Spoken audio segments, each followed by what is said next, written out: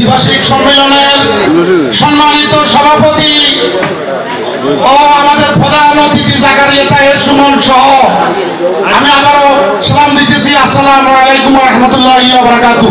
সম্মানিত উপস্থিতি, আমরা এক ক্লান্তি লগ্নে কাটাই 16 বছর দুঃশাসনের মধ্যে আমরা যে দুঃশাসনের মধ্যে ছিলাম, সেই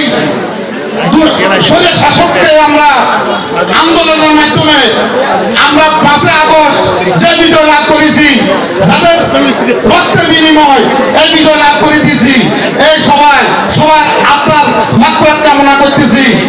সম্মানিত উপস্থিতি, আমরা কেন গফুর ভূঁইয়া করি? গফুর ভূঁইয়া 2001 সালে যে উন্নয়ন করেছেন, সেই উন্নয়ন দেশ স্বাধীনতার পরে কোন এমপি করতে পারে নাই, যার জন্য গফুর ভূঁইয়ার জনগণ বিচ্ছিন্ন হয় নাই। আমরা গফুর ভূঁইয়ার সাথে আছি, উনি উন্নয়নের কারণে আছি।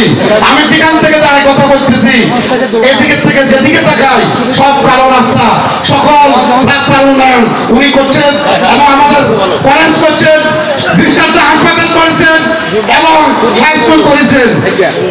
একজন এমপি হয়ে উনি যে উন্নয়ন করেছেন, আমরা নাঙ্গলকোট থানায় আমরা পরিকল্পনা মন্ত্রী পেয়েছি, অর্থমন্ত্রী পেয়েছি, আমাদের কোনো উন্নয়ন হয় নাই। আমাদের দুর্ভাগ্য, আমাদের একজন এমপি হয়ে যদি এত উন্নয়ন করতে পারে, আমরা মন্ত্রী ভাই কি করছি? আমরা কিছুই করতে পারি নাই।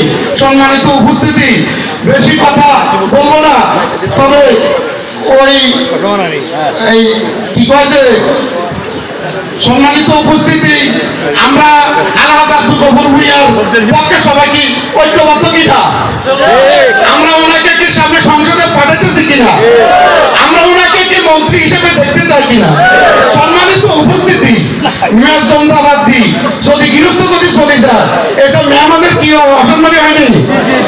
সবাই হাত তুলে দেখান। আমাদের প্রধান অতিথি বক্তব্য দেওয়া পর্যন্ত, সভাপতি বক্তব্য দেওয়া পর্যন্ত সবাই কি উঠে চলে যাবেন? সবাই ওয়াদা করেন। সবাইকে ধন্যবাদ জানাই। আসসালামু আলাইকুম।